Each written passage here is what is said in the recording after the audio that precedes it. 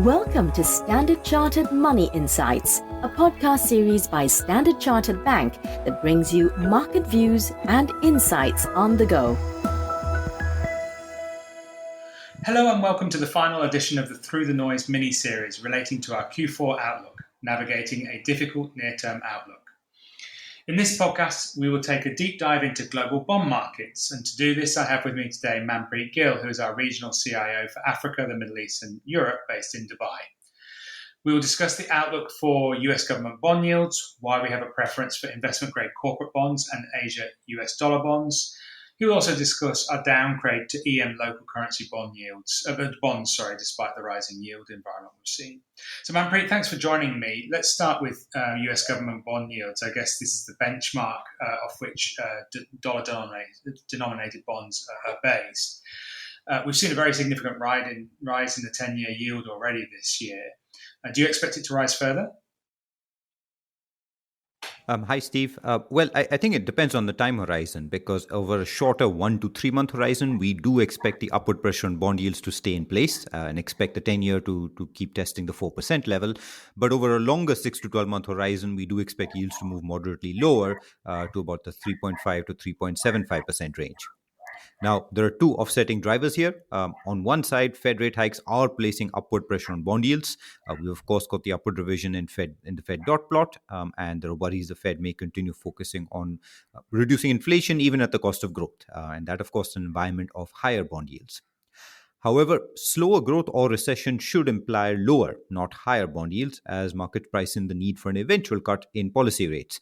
That is why we expect the rise in 10-year yields to be relatively muted, even over the next or shorter time horizon, even as, of course, shorter maturity yields can rise more rapidly alongside the Fed rate itself.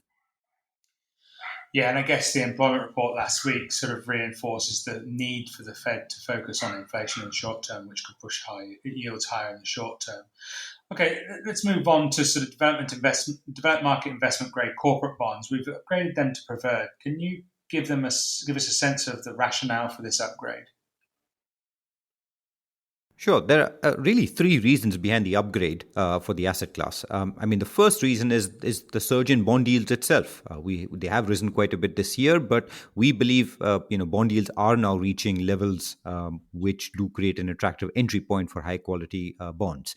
So, just as an example, on developed market investment grade corporate bonds, the index now yields over 5%. And to put that in context, these are yield levels we last saw, on a trend basis before the start of the zero interest rate policy after 2008, 2009.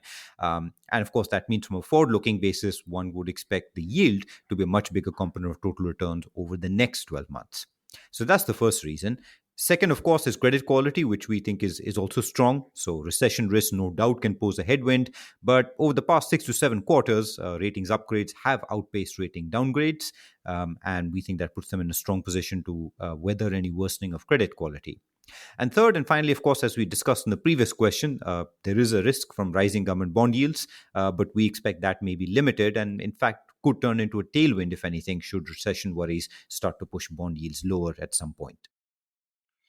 So I guess that's a point I want to pick up on now.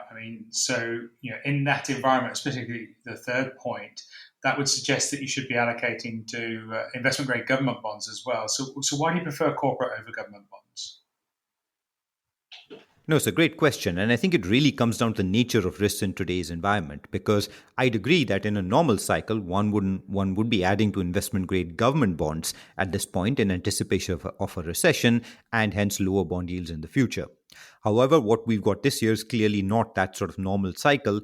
And instead, what we've got worries of higher inflation and Fed rates have actually meant that investment-grade government bonds have been amongst the worst performing bond asset classes as bond yields have moved rapidly higher. And that's why we think developed market investment-grade corporate bonds offer a good trade-off.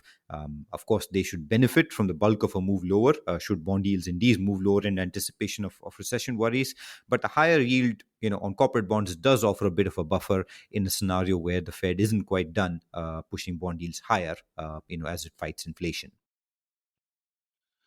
Okay, let's move closer to my home, I guess, and look at Asia US dollar bonds. So we still have a preference there. Can you give us a sense of why we're staying the course in this sector? Well, the logic is fairly similar to that we discussed for developed market investment grade corporates. So Asia dollar bonds as a whole is predominantly investment grade asset class, with high yield now forming just about 15% of the asset class at an index level. So by that logic, of course, the three reasons we discussed for developed market IG bonds, which is, of course, the attractive yield, the strong credit quality, and the potential tailwind should US government bond yields move lower. All of those largely apply here as well. Now, we acknowledge, of course, there is a geographical concentration. More of this asset class it links back to China, but we think the slightly higher yield on offer does compensate that for, to a large degree. And through the volatility this year, they have manifested themselves as a relatively high quality asset class. It's actually been less volatile than a lot of the developed market peers. Okay, the final area I want to talk about is EM local currency bonds. So we've downgraded this asset class to least preferred despite the attractive yield. Can you give listeners a sense as to why? Sure. Really two reasons. I think the first is the currency. So unlike most US dollar denominated bonds, currency returns are a big driver of this of EM emerging market local currency bonds, at least for international dollar denominated investors. Now, we see heightened risk that dollar strength is not yet done, especially over the next 1 to 3 months. And what this means is that emerging market currency losses could erode any gains from the yield or indeed any price moves. So that's one reason. The second, of course, is a more relative reason. So, real or net of inflation bond yields have actually risen quite a lot in developed market bonds this year. So while, the yields on EM local currencies might be attractive, those higher yields in developed markets have altered the relative risk reward of taking on that EM local currency market risk. So when you put it together, we just believe there are better risk reward trade-offs available elsewhere in the bond asset class, at least in today's market environment. Okay, well, thanks so much, Manpreet, for joining me today and sharing your latest thinking. And thank you, listener. As always, if you enjoyed this podcast, please rate and like the podcast channel and share the link with your friends. I look forward to catching up with you again soon. And in the meantime, please take care and stay safe. Thank you for listening to Standard Chartered Money Insights, a podcast series by Standard Chartered Bank. For more details on the latest market insights, subscribe to Standard Chartered Money Insights.